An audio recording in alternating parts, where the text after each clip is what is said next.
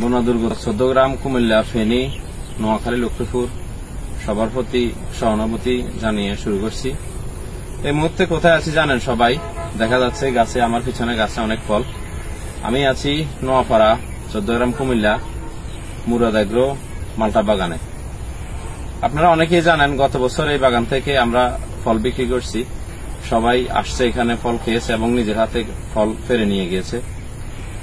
এবার আমাদের ফলগুলো আরো কয়েকদিন আগে হারভেস্টের সময় হয়ে গেছে, কিন্তু আমরা বন্যার কারণে অনেক ক্ষয়ক্ষতি হয়েছে, সবার ক্ষয়ক্ষতি হয়েছে, বাগানে প্রচুর ক্ষয়ক্ষতি হয়েছে, সবার ঘরে ঘরে পানি, যার কারণে আমরা আগে ফল বিক্রি শুরু করি নাই।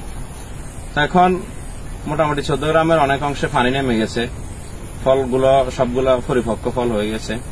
সে কারণে আমরা গত পরশু বলেছিলাম আমরা দ্রুত ফল বিক্রি করব। তো আমরা ইনশাল্লাহ আগামীকাল আমরা ফল বিক্রি শুরু করব সকালবেলা থেকে।